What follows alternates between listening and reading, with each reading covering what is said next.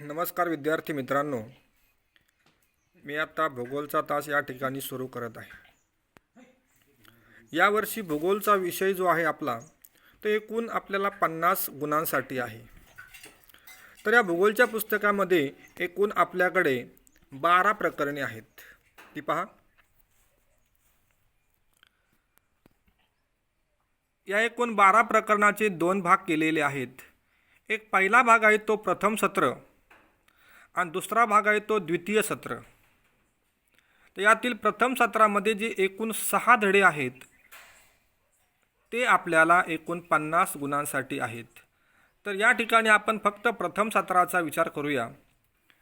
एकूण जे आपले हे 6 धडे आहेत त्या धड्यांचा अभ्यास आपण प्रथम सत्रामध्ये करणार आहोत।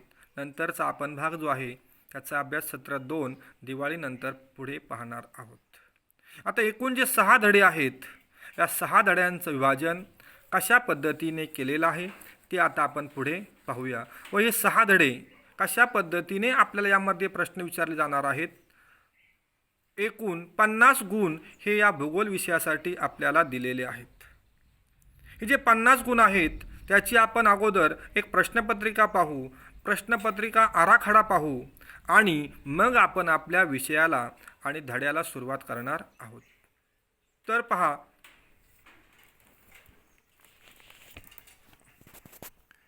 विषय भूगोल, एकूण गुण 50।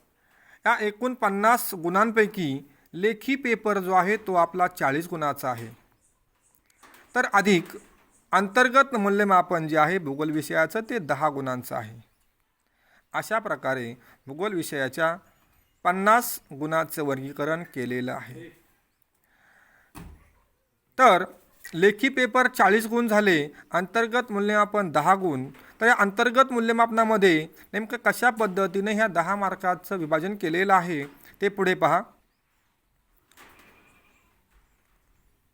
5 मार्काचे 2 स्वाध्याय व 5 गुणांचे एक चाचणी परीक्षा ही घेतली जाते। अशा पद्धतीने हे 10 मार्क हे अंतर्गत मूल्यमापन त्यामध्ये पकडले जातात आणि 40 गुणांचा लेखी पेपर असतो। आता आपण भूगोल विषयाच्या 40 गुणांच्या प्रश्नपत्रिकेच्या स्वरूपाविषयी जाणून घेऊया। हे पहा विद्यार्थी मित्रांनो, काही विषय जे असतात ते साधे सोपे समजतात। काही विषयामध्ये अभ्यास खूप जरी केला तरी त्या विषयामध्ये आपलं स्कोरिंग काही होत नाही।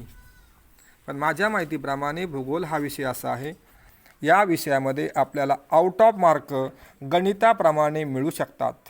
पैकीच्या पैकी मार्क जे असतात हे भूगोल विषयामध्ये आपल्याला मिळू शकतात। म्हणजेच भूगोल विषय जो आहे हा स्कोरिंगचा विषय आहे। यामध्ये प्रश्न पहिला अ आकडा आहे तो म्हणजे योग्य पर्याय निवडून विधाने पूर्ण करा। यामध्ये एकूण 4 उपप्रश्न असतात।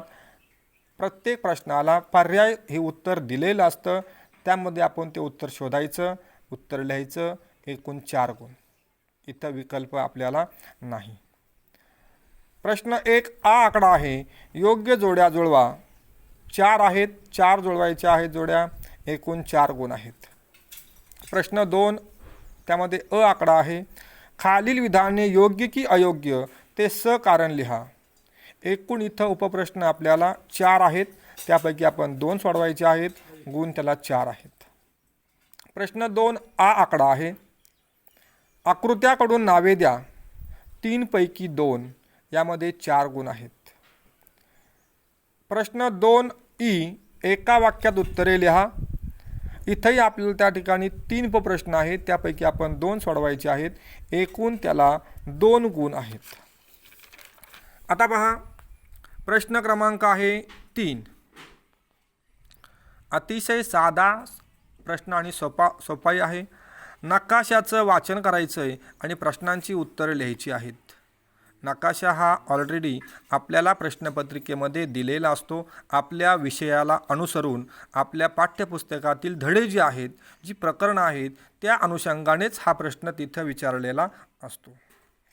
यामध्ये त्या नकाशाखाली काही प्रश्न असतात, त्या प्रश्नांची उत्तरं नकाशात शोधूनच तिथंच लिहायची असतात। एकूण तो 4 गुणांचा प्रश्न आहे, 3 नकाशा वाचन करून प्रश्नांची उत्तरे लिहा. 4 पैकी 4 4 गुण.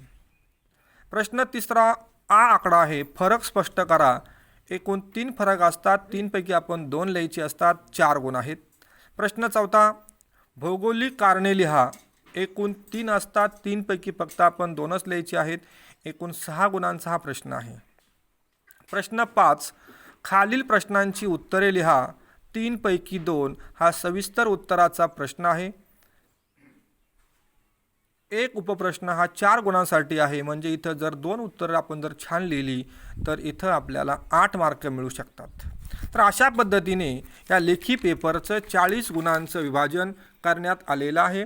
या 40 गुणामध्ये ज्या प्रश्न प्रकार दिलेले आहेत यामध्ये थोडाफार त्या ठिकाणी बदल होऊ शकतो, परंतु गुण मात्र 40च असणार आहेत. तर पहा विद्यार्थी मित्रांनो, हे जे 40 गुण आहेत त्यासाठी फक्त आपल्याला एकूण 6 धड्यांचा अभ्यास प्रथम सत्रापर्यंत करायचा आहे. हे 40 गुण लेखी झाले. अधिक यामध्ये विकल्पासह जे गुण असतील ते अंदाजे आपण 60 जरी पकडले तरी 6 धडे आणि विकल्पासह 60 गुण, म्हणजे एका धड्यावर 10 गुणांचे प्रश्न विचारले जाऊ शकतात. हे या ठिकाणी ॲक्युरेट नाही, पण आपण एक अंदाजे पकडलेलं आहे. यामध्ये सविस्तर उत्तर जर प्रश्न जर सोडला तर माझ्या माहितीप्रमाणे इतर प्रश्नामध्ये आपण पैकीच्या पैकी मार्क घेऊ शकतो. म्हणजे हा स्कोरिंगचा विषय आहे आणि इथं आपण हयगय करता कामा नये. अतिशय साध्या आणि सोप्या पद्धतीने तुम्हाला मी या वर्षीचा भूगोल शिकवण्याचा प्रयत्न करणार आहे. धन्यवाद.